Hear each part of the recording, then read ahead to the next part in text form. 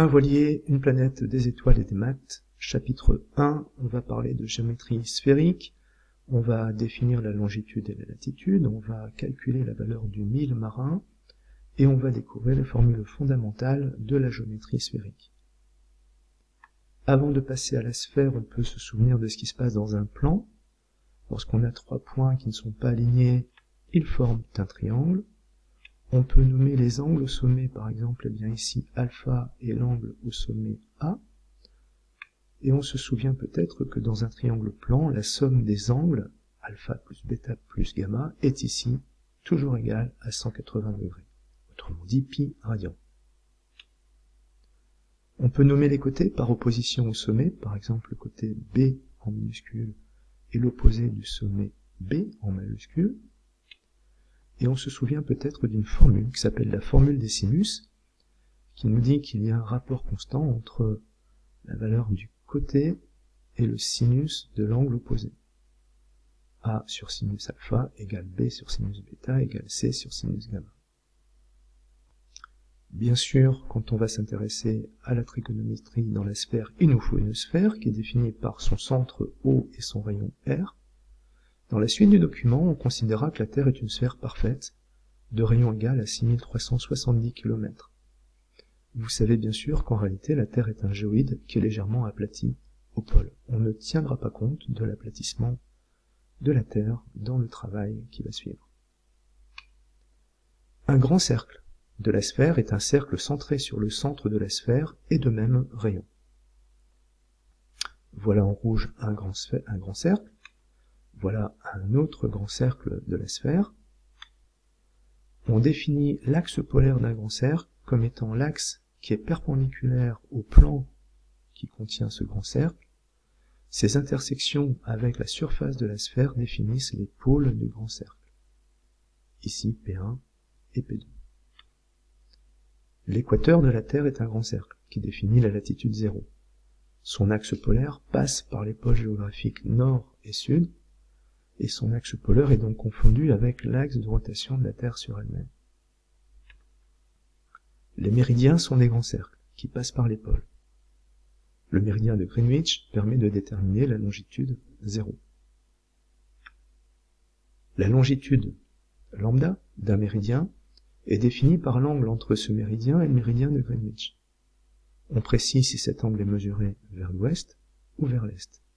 Ici, la longitude des bateaux est de 45 degrés ouest. Par convention, les longitudes ouest sont comptées négativement. Donc ici, la longitude lambda vaut moins 45 degrés. La latitude, phi, c'est l'angle qui est formé par la position du bateau et le plan équatorial. Ici, le bateau est sur la latitude 30 degrés nord. Une petite parenthèse, comment est-ce qu'on définit le mille marin, ou mille nautique? Eh bien, c'est la longueur de l'arc de méridien qui correspond à une variation de latitude de 1 minute d'angle. Est-ce qu'on est capable de déterminer la valeur du mille marin? Oui, c'est assez facile. Parce que 1 minute d'angle, c'est 1/60 de degré, qu'on peut convertir en radian. Voici l'équivalent en radian de cet angle. Et on se souvient peut-être que la longueur de l'arc de cercle dépend de la valeur de cet angle et du rayon. Et quand cet angle est exprimé en radian, il suffit de multiplier cet angle par la valeur du rayon pour avoir la longueur de l'arc de cercle. Donc ici, eh bien, voilà la valeur de l'angle en radian, voici le rayon, et voilà la valeur correspondant à 1 mille marin, 1852 mètres. Sur une carte marine, l'échelle des distances est donnée par l'axe des latitudes, l'axe vertical qui se trouve là. Ici, par exemple, on a 10 minutes de latitude. Eh bien, ces 10 minutes de latitude correspondent à 10 000 nautiques, autrement dit 18,5 km. Sur une carte marine, on va mesurer les distances avec un compas à pointe sèche, et cette distance, on va venir la mesurer sur l'axe des latitudes. Par exemple, ici, on trouve 18 minutes, ça correspond à 18 000 nautiques. Revenons à la latitude. C'est donc l'angle formé par la position du bateau et le plan équatorial. Par convention, les latitudes sud sont comptées négativement. Donc ici nous sommes à une latitude plus 30 degrés. On peut représenter des cercles parallèles à l'équateur, qu'on appelle donc les parallèles, pour repérer les limites des tropiques, ou repérer une latitude. Ces cercles ne sont pas des grands cercles. Ici, ces bateaux sont tous sur le tropique du Cancer, la latitude c'est 23 degrés nord. Une position à la surface de la Terre est donc définie par une longitude et une latitude.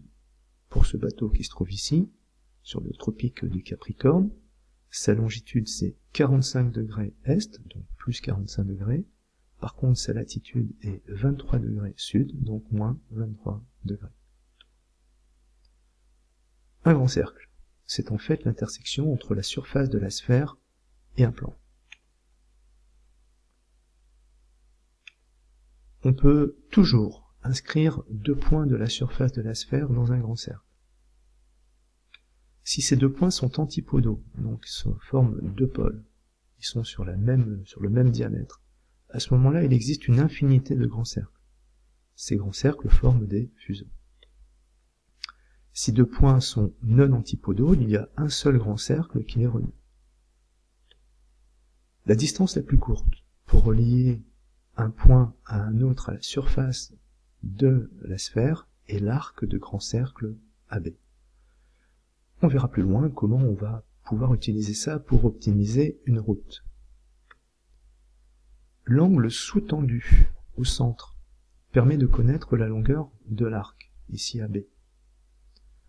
Attention, cet angle est exprimé en radians.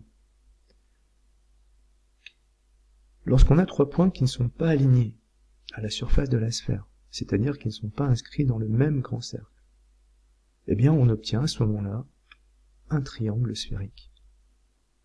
Les côtés du triangle sont en fait des arcs de grand cercle. Les arcs correspondant aux côtés du triangle ont toujours une longueur inférieure à celle d'un demi-grand cercle. On va noter alpha, bêta et gamma, les angles sommets du triangle sphérique. Alpha est le sommet et l'angle au sommet A. Dans un triangle sphérique, un angle vaut au maximum 180 degrés, ou pi radian. Par exemple, ici, gamma ne pourra pas dépasser 180 degrés. La somme des angles alpha, bêta et gamma varie entre 180 degrés et 540 degrés. Entre pi radian et 3 pi radians, ce qui est complètement différent du triangle plan où on avait une somme qui était strictement égale à 180 degrés. On note A, B et C, les angles sous-tendus au centre, en opposition par rapport au sommet. Par exemple, si cet angle s'appelle B, il est opposé à l'angle bêta et au sommet B qui se trouve ici. Pour simplifier l'écriture, les arcs sont appelés côtés. Et par exemple, l'arc BC sera appelé côté BC du triangle sphérique ABC. Il n'est pas nécessaire de nommer les côtés du triangle sphérique. En effet, ces côtés sont strictement, la longueur de ces côtés est strictement proportionnelle à l'angle avec un coefficient de proportionnalité qui est le rayon.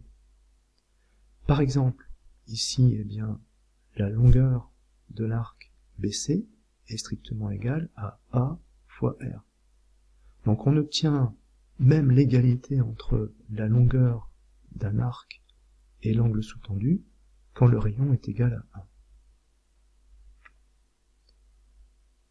François Viette, en 1593, découvre ce qu'on appelle la formule des cosinus, qui s'écrit de la façon suivante: le cosinus de C est égal au cosinus de A que multiplie le cosinus de B, plus le sinus de A que multiplie le sinus de B que multiplie le cosinus de gamma. Gamma ici étant l'angle au sommet opposé au côté C. Évidemment, cette formule se décline pour B et pour A, et elle permet de déterminer la longueur d'un côté, par exemple ici le côté C, lorsqu'on connaît les côtés, les deux autres côtés et l'angle opposé.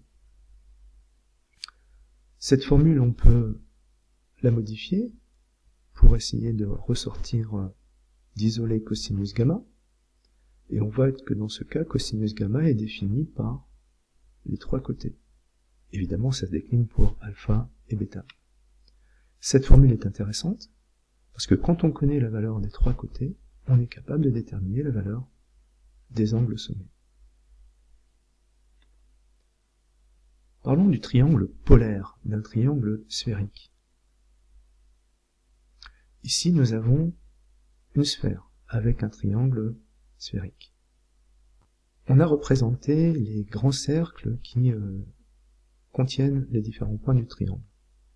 Par exemple, ici, le grand cercle vert contient les points A et B. On va, à partir de ce grand cercle vert, construire l'axe polaire de ce grand cercle et définir les deux pôles. On va retenir le pôle qui est du côté du triangle. Ici, eh bien, ce pôle, il s'appelle C'. On va faire exactement la même chose pour le cercle orange et le cercle bleu, et on obtient A', B', C'. Donc, à partir du cercle vert qui contient AB, on construit le pôle C'. À partir du cercle bleu qui contient B et C, on construit le pôle qui s'appelle A'. On obtient un nouveau triangle sphérique, A', B', C'. À partir de ce triangle sphérique et des grands cercles qui comprennent ces points, on va pouvoir refaire la même opération. Et on s'aperçoit qu'on retrouve le triangle ABC. Eh bien, A', B', C' est le triangle polaire du triangle sphérique ABC, et ABC est le triangle polaire du triangle sphérique A', B', C'. La transformation est réversible. Pourquoi s'intéresser au triangle polaire? Tout simplement parce que lorsqu'on regarde de plus près les angles de ces constructions, on s'aperçoit eh bien qu'il y a une relation simple entre les angles au centre qu'on a d'un côté et les angles au sommet qu'on a de l'autre côté. Ces angles sont supplémentaires. Par exemple, eh bien, l'angle au centre A' ici, plus l'angle alpha au sommet ici est égal à pi. La formule des cosinus, appliquée à cette construction, on l'a vu tout à l'heure, on dit que cosinus C, c'est cos A fois cos B, plus sinus A sinus B, cos gamma. On va appliquer cette formule des cosinus sur cette construction. Elle devient évidemment cos C', cos A', cos B', sinus alpha', etc. Mais on va remplacer C' ici par pi moins gamma, A' par pi moins alpha. C'est ce qu'on a fait ici, et la formule des cosinus devient donc celle-ci. Mais cosinus pi moins gamma, c'est moins cosinus gamma. Sinus pi moins alpha, c'est sinus alpha. Donc on obtient la formule suivante, qui nous permet de voir que ici on a les angles sommés alpha, bêta, gamma qui sont exprimés, et ici un côté. Autrement dit, on peut déterminer ce côté à partir des différents angles sommés. C'est ce qu'on appelle la relation duale. Cette relation duale, bien sûr, elle peut se décliner pour A et B.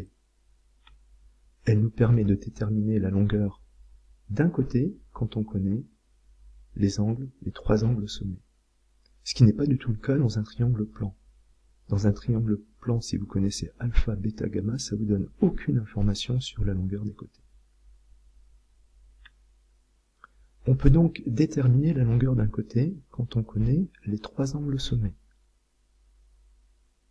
On peut aussi déterminer un angle sommé quand on connaît la longueur des trois côtés. Cette réciprocité dans un triangle sphérique montre qu'il y a une analogie parfaite entre la longueur des côtés et les angles sommés. On parle de dualité. Cette dualité s'exprime à travers la formule des sinus.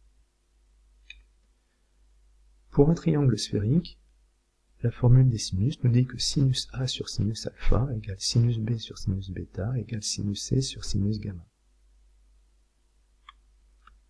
Quand la surface du triangle sphérique est faible, la rotondité de la sphère est beaucoup moins sensible. Les arcs sont assimilables à des segments de droite, la surface du triangle est quasiment plane. On se retrouve dans la configuration d'un triangle plan. Les angles sous-tendus au centre sont très petits. Or, pour des angles petits, à condition qu'ils soient exprimés en radians, il y a une égalité entre la valeur de cet angle, son sinus et sa tangente. Autrement dit, sinus A, dans cette situation, devient petit a. Et on retrouve au coefficient R près, le rayon, la formule des sinus de la trigonométrie plane. En fait, ici, le côté du rayon, c'est pas A, mais c'est R fois A. N'empêche que R fois A sur sinus A égale RB sur sinus B égale RC sur sinus gamma, et on retrouve bien la formule des sinus de tout à l'heure. Autrement dit, la trigonométrie euclidienne est un cas particulier de la trigonométrie de la sphère.